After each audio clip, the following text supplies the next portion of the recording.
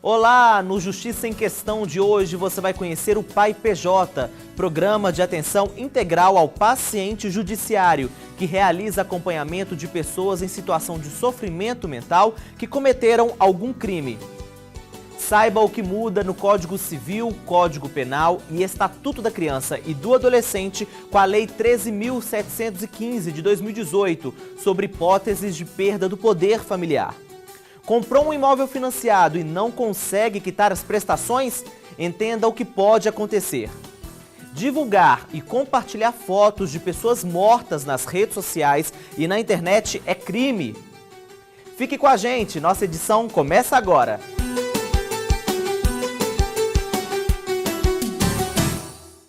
Quem está em situação de sofrimento mental e comete um crime em Belo Horizonte, na região metropolitana da capital ou em algumas comarcas do estado, recebe o acompanhamento específico de uma equipe multidisciplinar do PAI PJ, Programa de Atenção Integral ao Paciente Judiciário. Conheça o trabalho da equipe e de que forma os infratores são encaminhados para atendimento.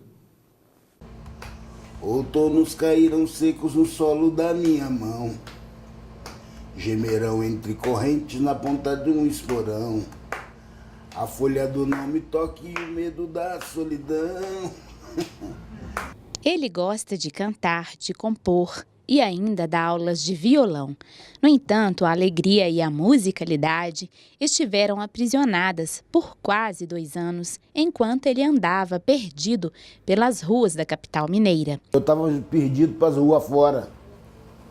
Eu não ia para casa. Eu ficava deitado na sarjeta, cheio de processo nas costas. Foi quando surgiu o PAI PJ na minha vida. Minha mãe me buscou na rua e falou: o pessoal tá querendo te ver. Aí eu fui para uma casa de recuperação lá na Pampulha. E eles foram lá conversar comigo. O PAI PJ, Programa de Atenção Integral ao Paciente Judiciário, assiste a pessoa em situação de sofrimento mental que cometeu algum crime. A intervenção é determinada por juízes das varas criminais. A equipe multidisciplinar do programa não executa o exame criminológico, mas pode ser solicitada para acompanhar os testes. Em todo o tempo, os profissionais do setor auxiliam a Justiça a decidir a melhor medida judicial a ser aplicada. Durante o tempo em que orientam o infrator, fornecem relatórios técnicos ao magistrado até ao final do processo. Antes da existência do programa, a situação era bem diferente. Os juízes, quando determinavam o cumprimento de uma medida de segurança, muitas vezes, se não havia vaga no manicômio judiciário, se não havia vaga nos hospitais públicos de saúde, essas pessoas permaneciam em suas casas sem nenhuma atenção, sem nenhum tratamento, né? E isso poderia durar anos. Antes do PAI PJ, pessoas em situação de sofrimento mental, autoras de delitos penais em Belo Horizonte, região metropolitana, chegavam a permanecer presas, sem tratar sua saúde psíquica, o que prejudicava a responsabilização apropriada do paciente. É o caso do José Moreira, que foi encontrado pela equipe em um presídio da região metropolitana de Belo Horizonte. Foi quase uns 2 anos detido. Aí veio, um dia apareceu a Simone lá para conversar comigo. Chegou um papel do PAI PJ para mim no presídio. Aí a Simone conversou comigo. Aí depois desse dia, passou uns 2 dias e chegou o meu alvará de soltura. Aí eles falaram que eu tinha que fazer o tratamento aqui no PAI PJ para depois passar numa junta psiquiátrica para ver se eu estava apto para reintegrar a sociedade de novo. O PAI PJ é pioneiro nesse tipo de abordagem no Brasil. Ele foi desenvolvido em 1999 a partir de uma pesquisa realizada por Fernanda Ottoni de Barros Brisset e alunos do curso de Psicologia de uma faculdade de Belo Horizonte.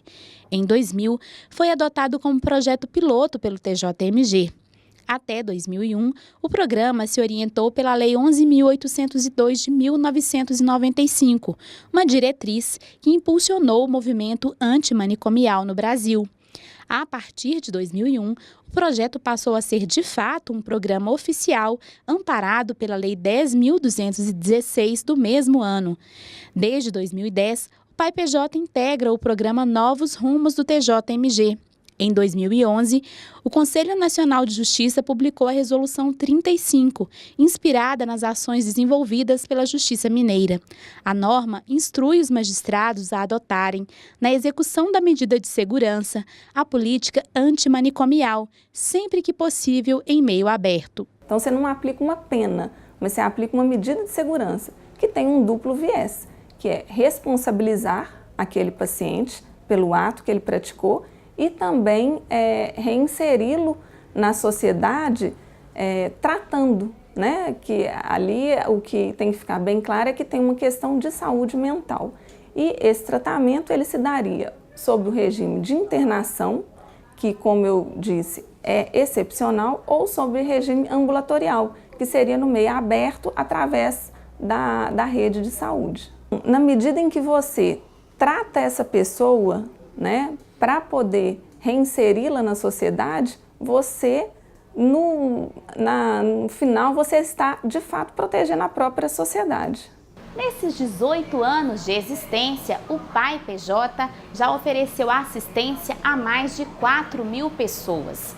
Atualmente, o programa acompanha mais de 900 casos de pacientes judiciários no estado de Minas Gerais. Algumas pessoas têm o processo extinto e, mesmo assim, continuam buscando a ajuda do programa. É o caso do José Milton. Com o acompanhamento do Pai PJ, ele respondeu a todos os processos e não reincidiu mais. Dados levantados pelo programa mostram que nos últimos anos, apenas 2% das pessoas em situação de sofrimento mental se envolveram novamente em crimes de menor potencial ofensivo. José Milton voltou para a casa da mãe e foi inserido no tratamento periódico ambulatorial em um hospital psiquiátrico da capital, lugar que frequenta até hoje. Atualmente, ainda procura a equipe do Pai PJ para ser orientado. Eu deixei essa porta aberta porque a gente caminhar sozinho é muito ruim. Então sempre quando eu tenho algum problema ou quando eu estou me sentindo assim meio incapaz, eu dou uma ligada pro Pai PJ, alguém está sempre aqui me esperando para conversar comigo. Aí me dá aquele empurrão, eu vou em frente de novo. A equipe do programa procura sempre colocar o paciente em contato com a rede integrada de atenção psicossocial do município. O José Moreira ainda não se adaptou ao tratamento ambulatorial periódico fora do Pai PJ. Enquanto isso, ele continua recebendo orientação na sede do programa. Ele também já cumpriu as medidas previstas pelo juiz e acertou os passos. O Pai PJ é muito importante isso aí, porque através das consultas que você vai tendo, você vai endireitando, vai consertando os caminhos. Né? Em 2010, iniciou-se a fase de expansão para outras comarcas do estado. Além de Belo Horizonte, Juiz de Fora, Barbacena, Itaúna, Alfenas, Governador Valadares e Teófilo Otoni recebem núcleos do programa. Uma atuação que busca desconstruir a crença de que todo sujeito nessa situação é perigoso. Que preserva a dignidade humana, não é? E que pode promover um tratamento efetivo sem a ruptura dos laços sociais.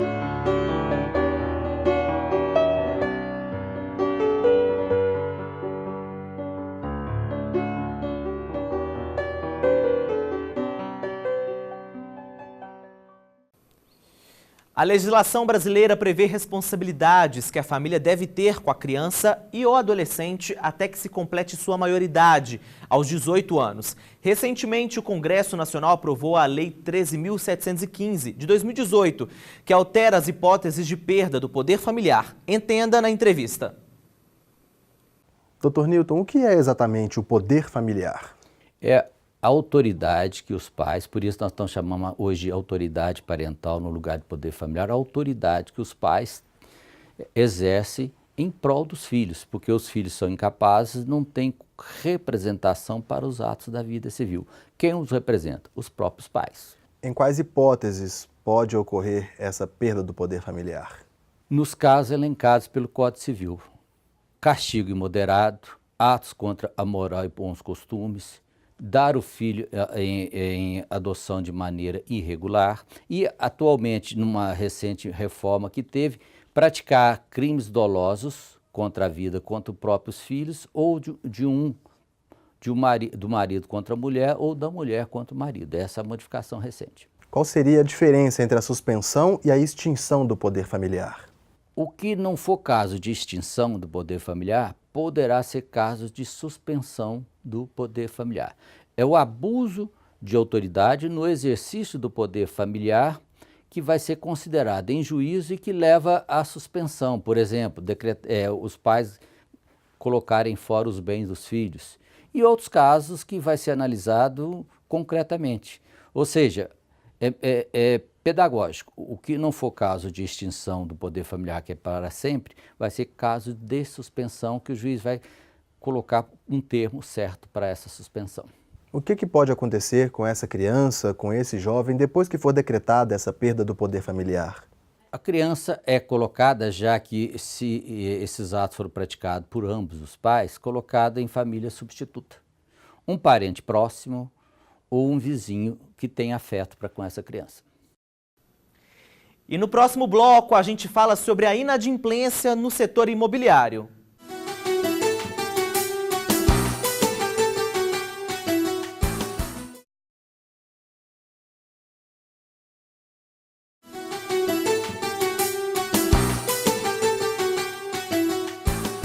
Estamos de volta com Justiça em Questão, programa do Tribunal de Justiça de Minas Gerais. Novembro é um mês dedicado à conscientização da saúde masculina. A cor azul simboliza a prevenção ao câncer de próstata. É o segundo tipo de câncer mais comum em homens. Dados do INCA, Instituto Nacional do Câncer, apontam que entre 2016 e 2017 foram registrados mais de 60 mil novos casos da doença no Brasil. Os serviços de prevenção e tratamento estão previstos na rede pública de saúde. Converse com seu médico. O TJMG apoia esta campanha. Quando o consumidor tem o financiamento de um imóvel e deixa de pagar as prestações, é possível que haja retomada do bem por parte do banco. Saiba quais são as alternativas antes que isso aconteça. Veja na reportagem de Silvana Monteiro. Até agosto deste ano, a Caixa Econômica Federal, uma das maiores instituições financiadoras de imóveis, já colocou à venda ou disponíveis para leilão mais de 19 mil casas e apartamentos retomados de quem deixou de pagar as prestações em dia. No ano passado, foram 28 mil imóveis. Na opinião desse especialista, causas para o descontrole na manutenção dos financiamentos são o desemprego, a redução na renda, o sistema financeiro e imobiliário no Brasil e os contratos com cláusulas abusivas. É fundamental que o mutuário procure um contador ou um economista e faça uma análise técnica daquilo que foi contratado. A exemplo, alguns bancos inserem em seus contratos taxa de vistoria do imóvel. R$1.000, R$1.200. Essa taxa é embutida no financiamento. Lembrando que a cobrança dessa taxa ela é abusiva, já que a avaliação deste imóvel é um custo da operação do negócio do banco financiador e não pode ser atribuída ao consumidor mutuário. Uma outra situação que deve ser observada, muitas vezes os bancos colocam a IOF, que é uma operação obrigatória nesse tipo de aquisição, no financiamento, diluída no financiamento. E isso acaba por fazer uma elevação potencial da parcela a ser paga mensalmente. Quando se faz uma análise técnica do contrato, é plenamente possível verificar que o que se paga efetivamente está além daquilo que é devido com base na jurisprudência dominante do STJ e também na legislação consumerista e a própria lei de alienação fiduciária. Diante da crise, a inadimplência é hoje uma das grandes questões do setor imobiliário. Na impossibilidade de arcar com as prestações, muitos mutuários se veem diante de um beco sem saída. O importante é buscar alternativas para não ficar no prejuízo e, principalmente, não perder o imóvel. É o caso desse técnico em mecânica que já está com 4 prestações atrasadas. Antes de chegar a esse ponto, é possível tomar algumas providências junto à instituição financeira. Existe a possibilidade de solicitar a incorporação de algumas prestações no financiamento total. Quem possui saldo de fundo de garantia pode solicitar o abatimento de até 80% do valor da parcela mensal. Outra opção é a portabilidade da dívida para um banco com taxas menores. O consumidor também pode pedir uma pausa nas prestações por período determinado. Foi o caso do mutuário, que pediu a suspensão da cobrança, também conhecida como congelamento. No entanto, não obteve resposta em tempo hábil. A gerente não sabia nem me informar se o congelamento eu pagaria tudo no final, depois dos 3 meses, você pode congelar por 3 meses e depois mais 3 meses, ou se eu ia pagar tudo no final, ou eu ia dividir as parcelas. Ela ficou de me falar que o pessoal ia me ligar durante 30 dias. Esses 30 dias ninguém me ligou. Aí foi acumulando, como chegou a 1, 2, 3, aí eu não consegui mais. O montante dos juros na descrição do débito saltam aos olhos. O mutuário paga quase R$ 900 de parcela mensal.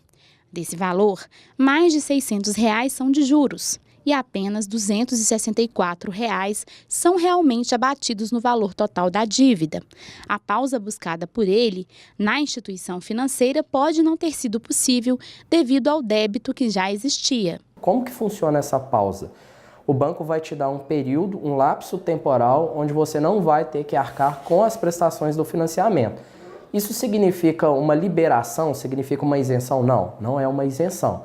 Isso é simplesmente suspender a exigibilidade dessas prestações neste momento para posteriormente isso ser cobrado. Então, cada banco que dispõe dessa possibilidade, não são todos os bancos que fazem isso, aí o ideal é que o mutuário procure o agente financeiro e veja a possibilidade, vai ter uma regra para essa pausa. Na incorporação em que se diluem as prestações no montante total, não é necessário que o mutuário esteja em dia com as parcelas, mas é importante analisar bem a proposta, pois podem incidir juros.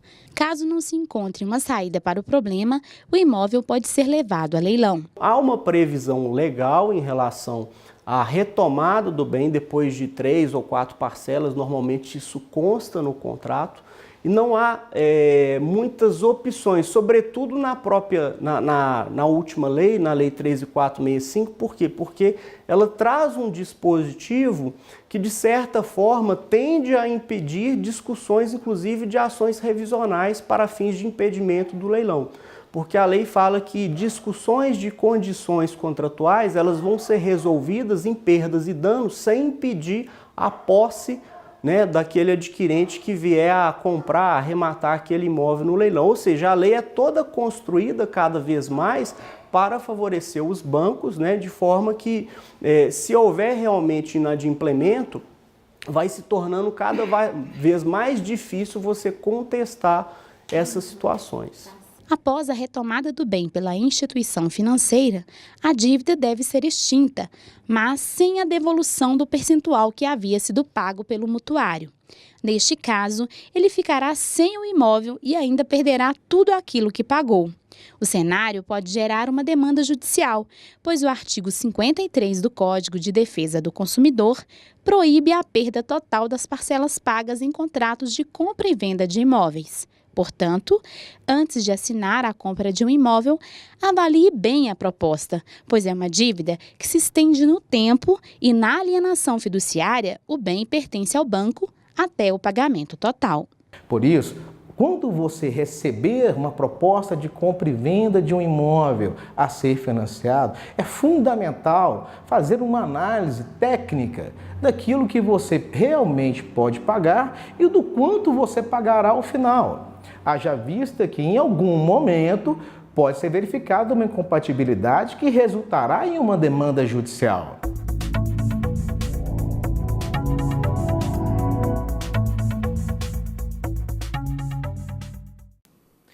E a gente volta daqui a pouco para falar o que diz a lei sobre quem divulga e compartilha fotos na internet de pessoas mortas. Fique conosco, Justiça em Questão volta já.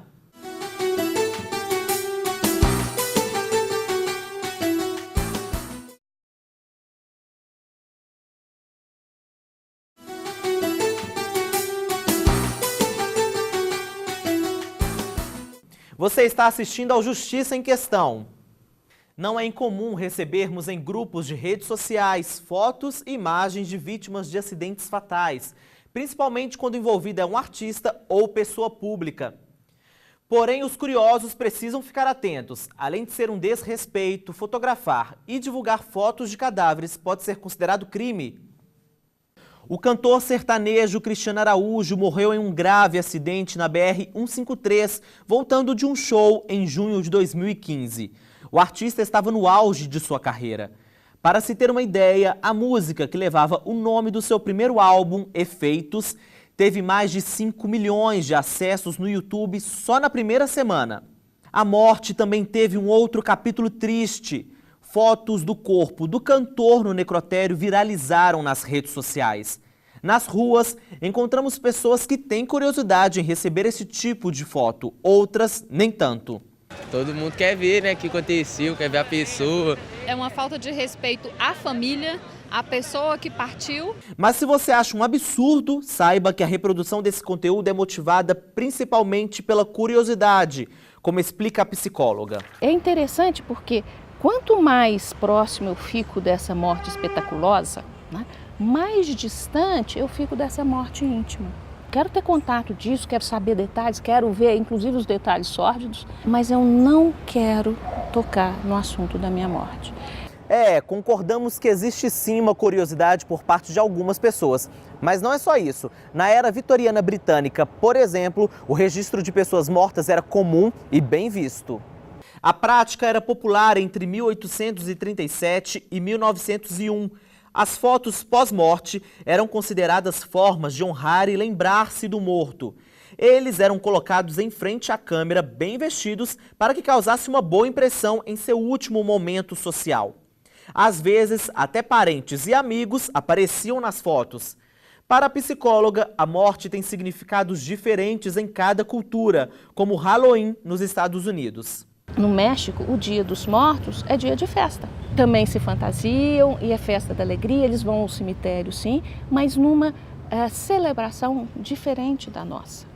Abrindo mão da curiosidade e dessa divulgação das fotos, como no caso do cantor Cristiano Araújo, a Justiça vem discutindo se isso é considerado um crime e se pode ser encaixado no vilipêndio de cadáver. O vilipêndio, ele tem uma característica que é de desrespeito. Então, não é destruir o corpo por destruir, como alguém que comete um homicídio e destrói o corpo com o propósito de ocultar provas, né? O vilipêndio não. É um desrespeito em relação àquele ser já morto. Quando você fala de alguém que fotografa um corpo, não é necessariamente claro um propósito de desrespeitar. E aí você cai naquela construção própria da figura criminal. Conduta mais vontade, mais propósito. Ele tomou a conduta de fotografar com que propósito? Qual era a intenção dele quando praticou isso? Se o propósito era desrespeitar, me parece que é evidente que a conduta vai ser vilipêndio. Ainda segundo o juiz, existem projetos de lei na Câmara para que seja mais claro o crime de divulgação de fotos e vídeos. A gente tem que lembrar o Código Penal de 1940, então essa não era uma realidade em 1940, né? Tanto é por esse vácuo que existem projetos de lei na Câmara, especificamente dos deputados, basicamente contemporâneos à divulgação das fotografias do acidente do cantor Cristiano Araújo, né? E que transformam o crime à divulgação. O Justiça em Questão também está na internet. O conteúdo desta e de outras edições pode ser acessado no portal do Tribunal de Justiça. Clique na área Comunicação e depois em Justiça em Questão. Ou veja pelo nosso canal no YouTube. Comente, proponha temas e participe do nosso programa. Envie um e-mail para justiçaemquestão@tjmg.jus.br. Um grande abraço e até a próxima edição.